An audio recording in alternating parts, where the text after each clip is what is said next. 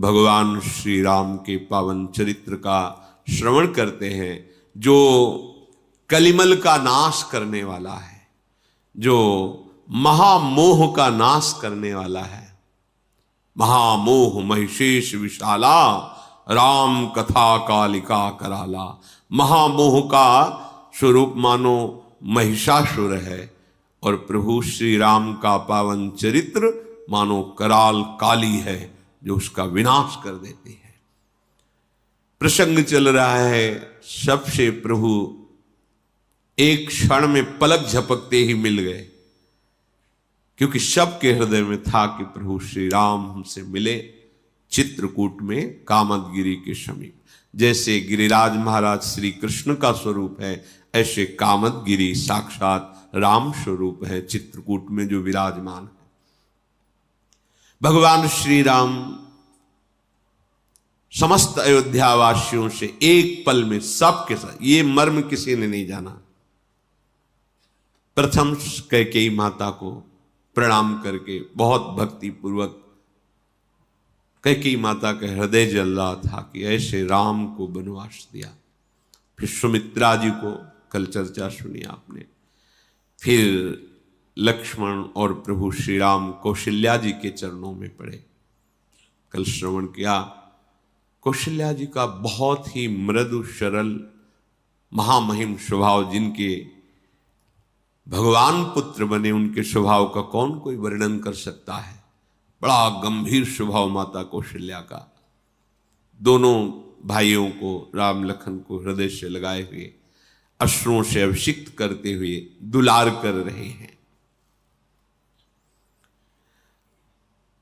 माता के आंसुओं ने प्रभु श्री राम के श्रीअंग को भिगो दिया।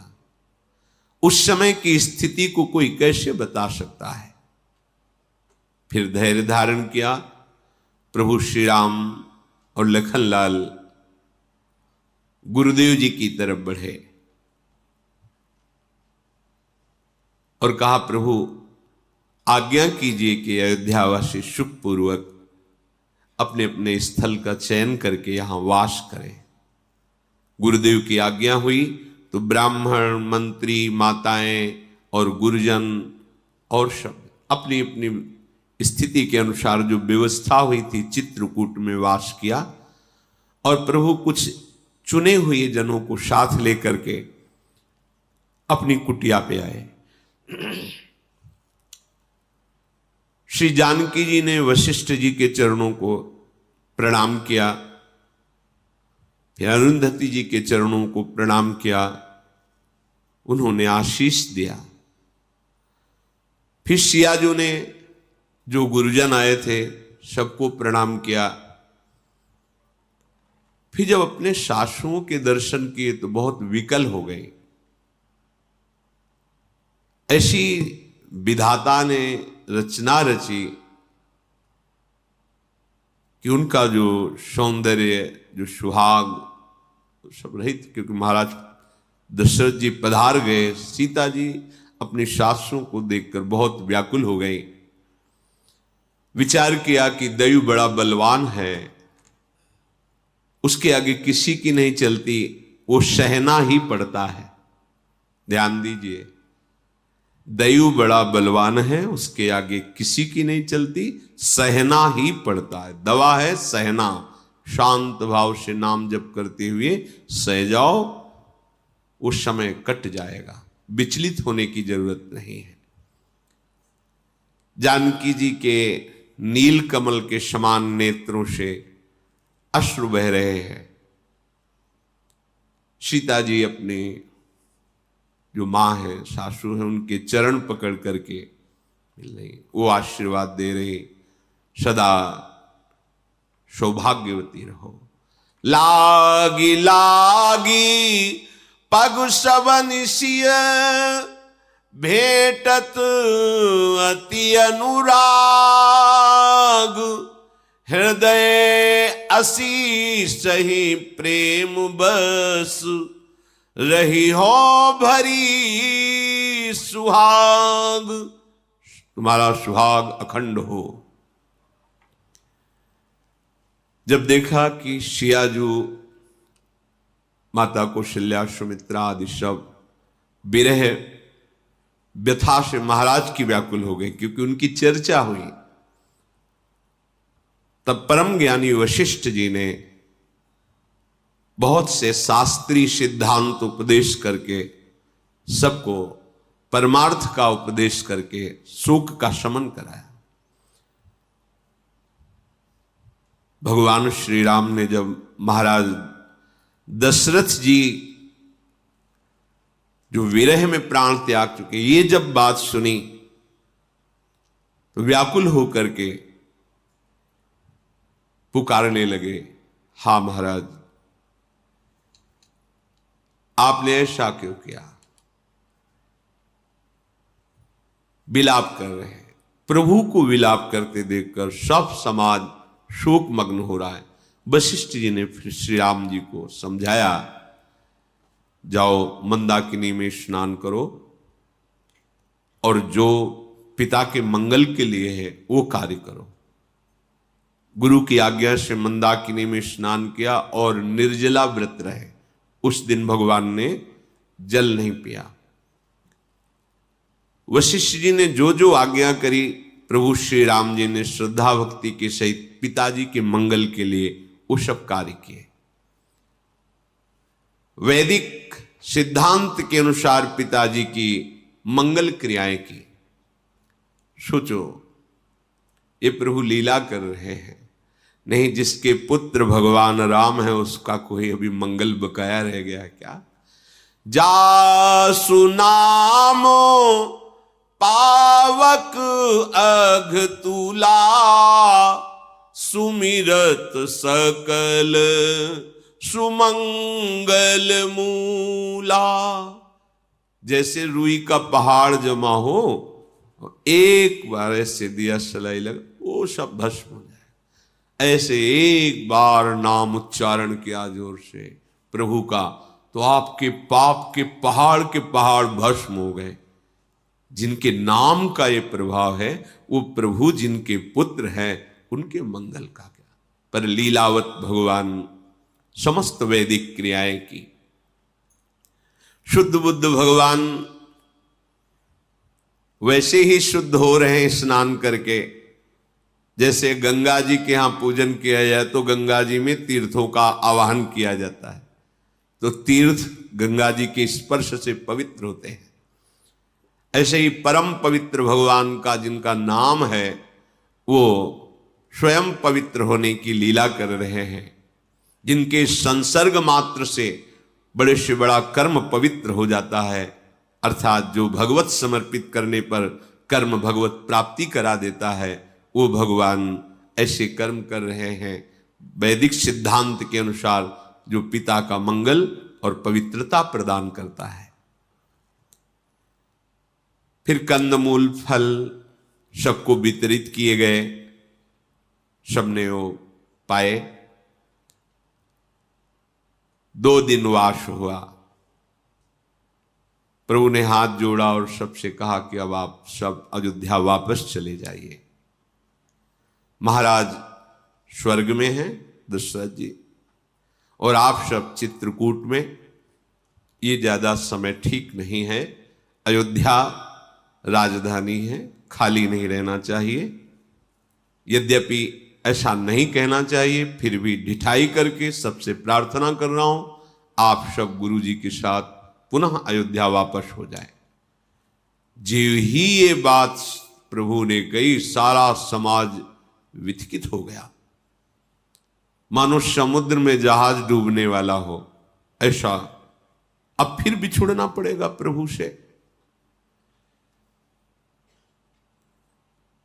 मानो जैसे अनुकूल हवा चल जाए तो डूबता हुआ जहाज बच जाए, ऐसे श्री वशिष्ठ जी ने कहा कि अभी तो 2 ही दिन हुए हैं रघुनाथ, अभी तो चित्रकूट के पूरे दर्शन भी नहीं हुए, दर्शन हो जाने दो, फिर जैसा कहोगे वैसा करेंगे, अभी तो रुकने दो।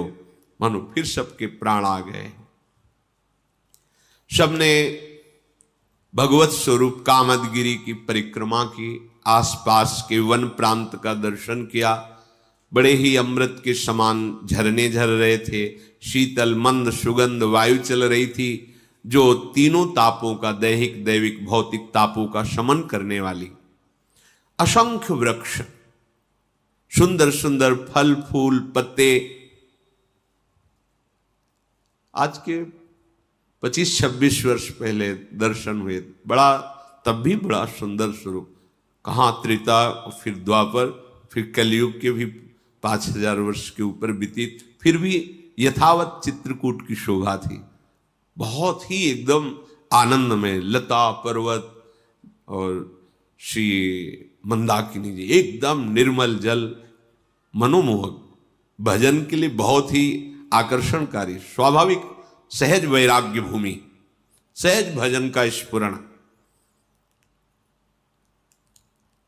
सुंदर सुंदर कुंड हैं जिनमें कई रंग के कमल खिले हुए हैं, भौरे गुंजार कर रहे हैं। कोल की रात भील आदि जो जंगल में रहने वाले हैं वो सुंदर फल चयन करते हैं, शहद चयन करते हैं, और सुंदर सुंदर अंकुर और बूटियां वो सब ला करके प्रभु के सामने रखते हैं कि इनसे अयोध्या वासियों को सुख पहुंचाया जाए। वो विनय पूर्वक प्रणाम करके जो जो वस्तुएं लाते हैं उनका नाम बताते हैं, उनका स्वाद बताते हैं। तो अयोध्या की तरफ से आए हुए जो मंत्री आदि थे उनको भेंट देते हैं। वो कान पे उंगली, नहीं नहीं नहीं, आप ऐसा मत कर, तो फिर हम नहीं पाएंगे आपकी वस्तु। वो बार बार कहते कि नहीं, हमारे प्रभु ने पाया है और आप प्रभु के नगर से आए हैं, तो प्रभु जैसा प्रेम आपके भी हृदय में होना चाहिए। हमारे प्रभु तो प्रेम को पहचान करके हर वस्तु पाई, फिर आप क्यों नहीं पाएंगे? अच्छा, हम जंगली हैं, ये हीरे जवाहरात मणि रुपया लेके क्या करेंगे? नहीं, हमें आपका प्यार चाहिए, आप हम पर कृपा करें और आप ये पा लें, यही हमारी भेंट होगी। कितने बड़े भाग्य हैं। उन कोल भील जंगल में जो रहने वाले हैं उनकी बात सुन करके अयोध्या के जन वो फल, शहद, जड़ी बूटियां जो भी लाए वो स्वीकार कर लेते हैं। फिर वो हाथ जोड़कर कहते हैं कि देखो, हमारी जो बड़ाई है ना वो यही कि हम आपके वस्त्र न छीन ले, या हमारी अति बड़ी सेवकाई ले ही न बासन बसन चुराई। हम लोग जंगली हैं, हमारा स्वभाव मृदु नहीं है। हम जड़ जीव जीवगन घाती, कुटिल कुचाली कुमति कुजाती। रात दिन हमारा इसी में जाता है, इसको मारा, उसको खाया, इसका छीना। ऐसा ये जो आप कुछ देख रहे हो ना, ये राम जी का प्रताप है। मेरे में ऐसी उदारता, विनय, प्रेम, ये कितना दैन्य, देखो कितना दैन्य कि हमारी अगर आप सेवा समझ रहे हो तो सबसे बड़ी सेवा ये समझ लो कि आपके वस्त्राभूषण नहीं छिनाया, यही हमारी सेवा है। क्योंकि हमारा स्वभाव यही है, रात दिन हम यही करते हैं कि अमुक जीव को मारा, उसको पका के खाया, ऐसा किया वैसा। ये जो हमारे अंदर आपको दिखाई दे रहा है, ये राम जी आप पधारे, ये उसका प्रताप है। इसमें एक आंतरिक भाव भी निकलता है कि हम कितने भी गिरे आचरण वाले हों, यदि हम भगवान का आश्रय ले लेते हैं तो हम ऐसे प्रशंसनीय सद्गुणों से युक्त हो जाएंगे जिनकी साधुजन सराहना करते हैं। आज उनका चरित्र रामचरित में गाया गया। क्यों? क्योंकि उन्होंने भगवान का आश्रय ले लिया, उन्होंने भगवान को अपनी सेवा समर्पित कर दी। वो खुद कह रहे हैं, जब ते प्रभु पद पदुम निहारे, मिटे दुसह दुख दोष हमारे। ये तो आप जो देख रहे हैं ना, ये केवल प्रभु के चरणों के दर्शन से है। हमारे सारे दुख और सारे दोष नष्ट हो गए। उन जंगली कोलभीलों की बात सुनकर अयोध्यावासी बलिहार हो रहे। कितनी दैन्यता, कितना प्रेम इनके हृदय में। अब तो दिन प्रतिदिन आनंद बढ़ने लगा। आज यहां दर्शन करना है, आज वहां दर्शन। पूरे अयोध्यावासी प्रभु श्री राम के मुखारविंद को देखकर, चित्रकूट की शोभा देखकर मगन हो रहे। एक एक दिन ऐसे व्यतीत होता है जैसे पल व्यतीत हो गए, एक क्षण में व्यतीत हो गए। जब दुख का समय आता है तो एक एक क्षण ऐसा लगता है महीनों वर्षों का है, और जब सुख का समय आता है तो एक एक दिन ऐसे निपट जाते हैं मानो अभी पलक झपकते निपट गए। शियाजू अपने कई रूप रख करके अरुंधति जी, पूज्य श्री कौशल्या जी, सुमित्रा जी, कैकेयी जी, इनकी सेवा में। अब एक रूप में मानो एक तो फिर नहीं, जो गुरुजनों की पत्नियां हैं और जो सास में उनकी, ये कोई मरम नहीं जाना, प्रतिपल उनकी सेवा में। सबको ऐसा लग रहा है सियाजू हमें बहुत प्रेम कर रहे हैं। ऐसी सियाजू ने सेवा की कि समस्त सासुएं वश में है, उनकी सेवा के वश में। प्रभु श्री राम और लखन का और सियाजू का ऐसा सेवा भाव देख करके कैकेयी तो बस यही चाहती कि हमारे हृदय में ऐसी पीड़ा हो कि अभी हृदय फट जाए और मैं शरीर छोड़ दूं। अवनि जमहि जाचति कैकेयी, महि न बीच विधि मीचु न देही। या तो धरती फट जाए मैं समा जाऊं, या यम ऐसी कोई लीला करे मृत्यु कि मेरा शरीर अभी छूट जाए। ऐसी सियाजू, ऐसे लखनजू, ऐसे रामजू, पता नहीं मेरी बुद्धि में क्या हो गया था, मैंने इनको क्यों वनवास दिया। लोक और वेद में प्रसिद्ध है कि जो भगवान से विमुख है वो कोई भी हो, कहीं भी हो, कैसा भी हो, उसे नरक में भी ठौर नहीं मिलता। लोकहु वेद विदित कवि काहि, राम विमुख थलु नरक न लहहि। तो आप कहोगे नरक में ठोर का मतलब क्या होता है? नरक में ठोर का मतलब कि नारकी जीव जो यंत्रणा भोग रहे हैं वो उसको यंत्रणा देते हैं। जो भगवत विमुख है, पापाचरण रत है, जैसे जेल कोई जाए, एक नया कैदी आया, क्या करके आया है? बोले इसने माता पिता को मारा है, बेटी के साथ गंदा आचरण किया है। तो उनको वो जो जेल के कैदी, उनको भी क्रोध आता है और अवसर मिलने पर उसे दंड देने की भावना रखते हैं।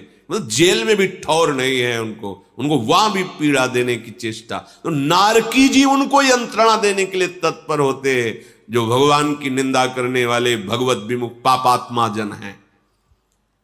लोक और वेद में प्रसिद्ध है, ज्ञानी जन कहते हैं कि जो भगवान से विमुख है तो उनको नरक में भी ठौर नहीं मिलता। आप सबके हृदय में कि कभी भी प्रभु कह सकते हैं कि अयोध्या वापस, एक बार कह चुके हैं। भरत जी को तो अब नींद नहीं, भूख नहीं, बस विकल है, जैसे सरोवर का जल सूखता जा रहा हो और उस मछली की चिंता हो कि अब कीचड़ ही कीचड़ रह गया। ऐसे ही कि किसी भी समय आज्ञा हो सकती है कि अयोध्या वापस जाओ, पर हम अपनी बात अभी रख नहीं पाए। बार बार सोचते हैं कि माता के वनवास देने वाले वचन पर पिताजी अपने प्राण त्याग दिए। मेरी हिम्मत कैसे हो कि मैं प्रभु से कहूं कि मैं राज्याभिषेक का सामान लाया हूं और आपको।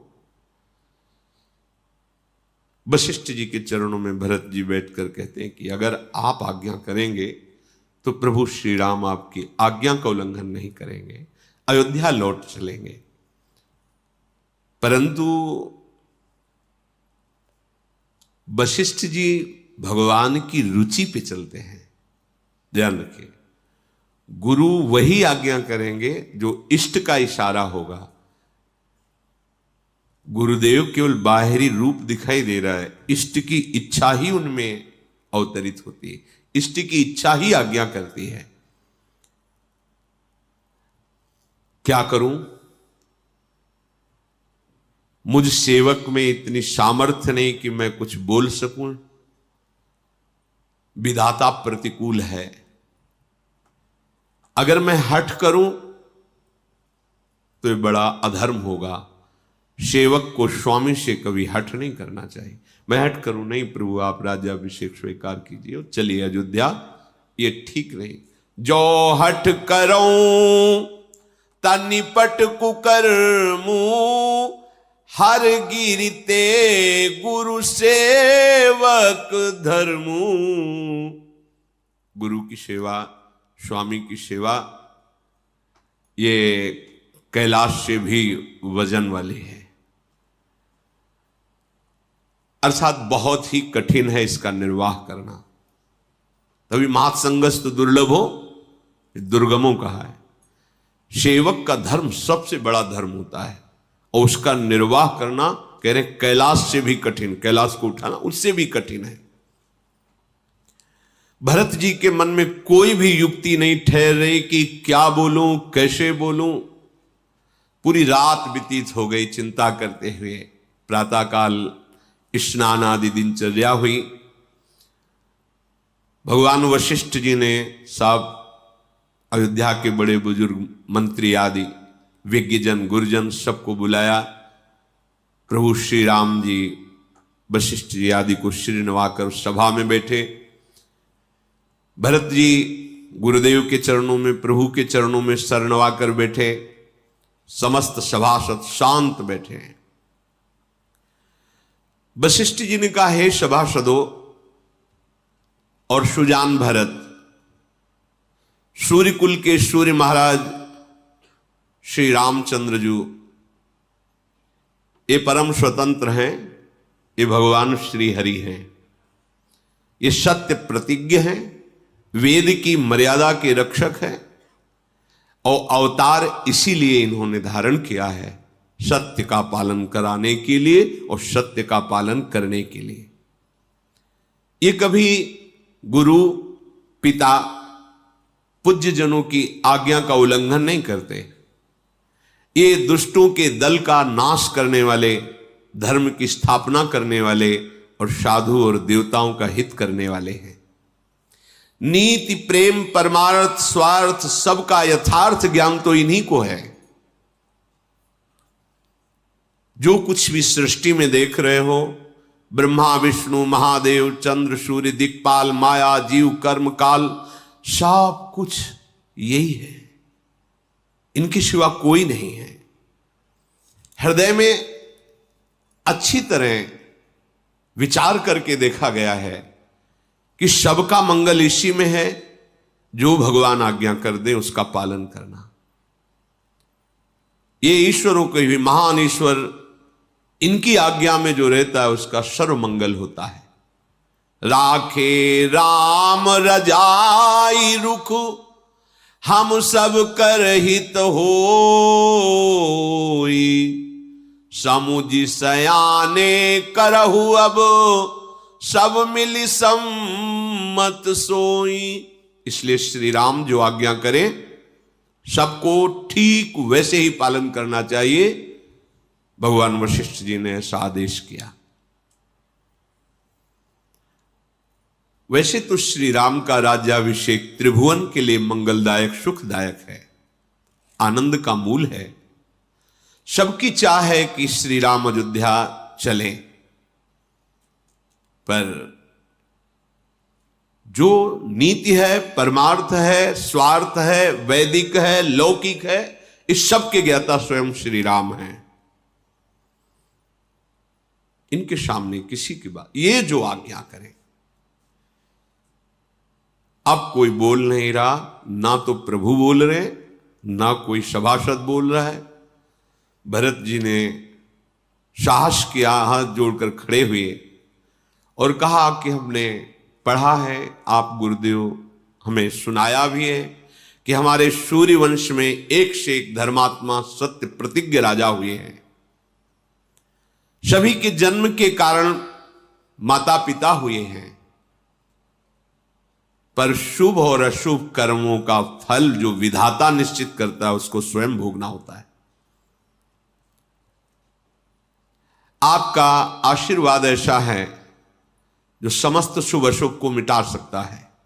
वशिष्ठ जी से भरत जी कह रहे हैं, हे गुरुदेव, माता पिता तो जन्म का कारण होते हैं, लेकिन कर्म स्वयं किया जाता है, इसलिए उसका परिणाम स्वयं को भोगना होगा। पर आपका आशीर्वाद ऐसा है, गुरु कृपा ऐसी है जो शुभ अशुभ दुर्ग विध्वंस बल, शरण निरापक पद रमित सकल अशुभ शुभ नंस, देत सहज निश्चल भगत सु, जय जय श्री हरिवंश, जो शुभ अशुभ का नाश कर देती है, समस्त कल्याणों का विधान कर देती है। जगत जानता है कि आपके आगे विधाता की भी चाल नहीं चलेगी, आप भले कुछ कहें, लेकिन हमें विश्वास है आपने जो टेक रख ली, विधाता की भी ताकत नहीं कि आपकी टेक को तोड़ सके। सो गुसाई विधि गति जे छेकी, सकई को टारे टेक जो टेकी। इसलिए मैं आपसे ही उपाय पूछता हूं, प्रभु तो बोल नहीं रहे, आप आदेश कीजिए हमारे लिए और हमारे प्रभु श्री राम के लिए। आप हमारे कुल के गुरु हैं। वशिष्ठ जी ने कहा, तात तुम बहुत सुंदर बात कह रहे हो और ये श्री राम जी की कृपा से ही तुम बोल रहे हो। राम विमुख हृदय में तो ऐसी बात ही नहीं आ सकती है। क्या? गुरु के प्रति कि शुभ अशुभ कर्म तो हम कर सकते हैं, लेकिन इनसे निपटने के लिए केवल गुरुदेव की कृपा है। और गुरुदेव जो टेक लें उसे भगवान भी नहीं मिटाते हैं। अपनो परण विशार भगत को पूर्व परण निभाऊं, बोले ऐसी बात तो केवल प्रभु की कृपा से ही हृदय में आती है। राम विमुख तो स्वप्न में भी ऐसी बात नहीं बोल सकता, सोच सकता।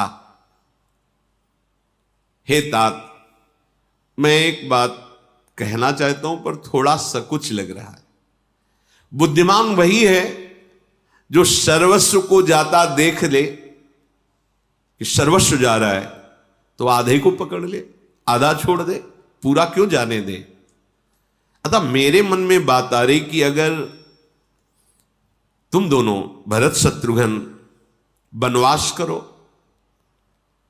और लक्ष्मण सीता सहित राम वापस अयोध्या चले जाएं, कैसा रहेगा?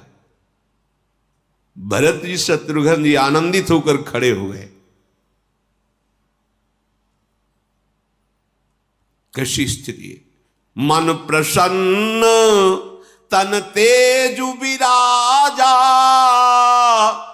जनु जिय राव राम भय राजा। बहुत प्रसन्न शत्रुघ्न, आंखों में आंसू आ गए और कहा, गुरुदेव कृपा कर दें। आप कहते हो 14 वर्ष वनवास, यदि मेरे प्रभु अयोध्या वापस हो जाएं और वो समस्त प्रजा को महान सुखदायी होगा और इनका राज तिलक हो, तो कानन करूं जन्म भैरी बासु, यही ते अधिक न मोर सुपासु।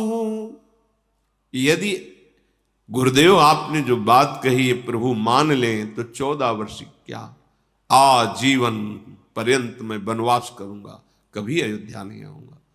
पर प्रभु वापस हो जाए।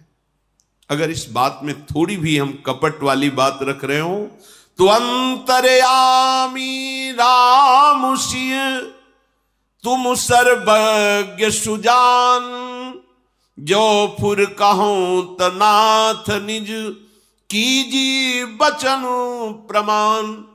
प्रभु श्री राम अंतर्यामी हैं, आप परम ज्ञानी सर्वज्ञ हैं, सब कुछ जानते हैं। अगर मेरे हृदय में थोड़ा भी कपट हो इस विषय में कि मैं बना के बोल रहा हूं तो प्रभु आप जान, आजीवन वनवास करूंगा हम दोनों भाई भरत शत्रुघ्न, बस श्री राम राजा हो और अयोध्या सुखी हो जाए। भरत जी के वचन सुनकर सारी सभा मुनि वशिष्ठ सहित सब प्रेम मगन हो रहे हैं। भरत जी की बात सुनकर वशिष्ठ जी की बुद्धि ऐसी हो रही जैसे बहुत बड़ी जलराशि की धारा हो और किसी को तैरना ना आता हो और कोई वहां वाहन न हो, नौका जहाज आदि, फिर उसकी दशा क्या। ऐसे परम ज्ञानी वशिष्ठ जी की बुद्धि भरत की प्रेम महिमा में भरत महामहिमा जलराशि और मुनिमति ठाड़ी तीर अभिलाषी। ऐसे ज्ञानी महापुरुष की बुद्धि भी इस प्रेम समुद्र का पार नहीं पा रही। मुनि वशिष्ठ जी हृदय से भरत जी की सराहना करते हैं कि ओहो, ऐसा भगवत प्रेमी। श्री रामचंद्र जी ने वशिष्ठ जी को प्रणाम किया और भरत जी से कहा, श्रेष्ठ मुनि देश काल अवसर के अनुसार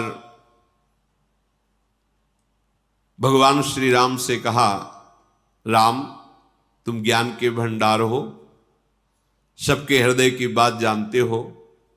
मैं ये नहीं कहता कि मैंने जो बात रखी वो पूरी हो, पर हित जिसमें हो। देखो पूरे अयोध्यावासी दुखी हैं और जुआरी को अपना ही दांव सूझता है। अगर आप हम और हमारे अयोध्यावासियों की बात सुनेंगे तो हम अपने दांव की बात कहेंगे कि आप, पर आप देख लीजिए, भगवान ने कहा कि मुझे तो आज्ञा पालन करना है, जो आप आज्ञा करेंगे मैं अपने माथे पर रख करके उसका पालन करूंगा। आप जैसा कहेंगे, आपकी सेवा करना, आपकी आज्ञा पालन करना, यही हमारा जीवन है। वशिष्ठ जी ने कहा, राम तुम सत्य कह रहे हो, पर भरत के प्रेम ने हमारे में विचार शक्ति नहीं रहने दी। ये होता है, ज्ञान में विचार शक्ति रहती है, प्रेम विचार का ही लय कर देता है। अब कोई विचार नहीं, विचार भी रहने की गुंजाइश नहीं रह जाती। इसीलिए प्रेम सर्वश्रेष्ठ है। इसलिए मैं बार बार कहता हूं कि भरत ने मेरी बुद्धि को अधीन कर लिया है। बलिहारी परम ज्ञानी भगवान वशिष्ठ जी कह रहे हैं भरत जी के लिए कि भरत की भक्ति ने, प्रेम ने हमारी बुद्धि को अधीन कर लिया। हमारी बुद्धि में विचार करने की सामर्थ्य नहीं रह गई। मेरी समझ में भरत जी जो कहे वही माना जाए। भगवान शिव साक्षी हैं, मेरा हृदय यही कहता है। अब मेरी बुद्धि में कोई विचार करने की सामर्थ्य, भरत के अधीन मेरी बुद्धि हो गई। गुरुदेव कह रहे शिष्य के अधीन बुद्धि हो, अब जो बोलेगा वही होगा। भरत की बात सुनी जाए, वशिष्ठ जी ने कहा। भरत जी का ऐसा प्रेम जिस पर गुरु जी इतना कि मैं अधीन हूं, मेरी बुद्धि अधीन है। भगवान श्री राम जी अद्भुत आनंदित हुए और तन मन वचन से आनंदित होकर के कहा कि धन्य है भरत, जिसके गुरुदेव ऐसा बोल दे कि मेरी बुद्धि इनके अधीन हो गई, अब जो भरत बोले वही होगा। मैं अपनी सौगंध और पिताजी की शपथ खा के कहता हूं, भरत जैसा प्रेमी विश्व में नहीं। गुरु की बुद्धि को अधीन कर ले। गुरु कह रहे हैं, अब जो ये कहेंगे, मेरी बुद्धि अधीन हो गई, विचार रहित हो गई। अब भरत जो कहें, भगवान कह रहे हैं। मैं सौगंध खा के, पिताजी की शपथ खा के कहता हूं, भरत जैसा प्रेमी नहीं। जे गुरु पद अंबुज अनुरागी, ते लोकहूं बेदहूं बड़ भागी।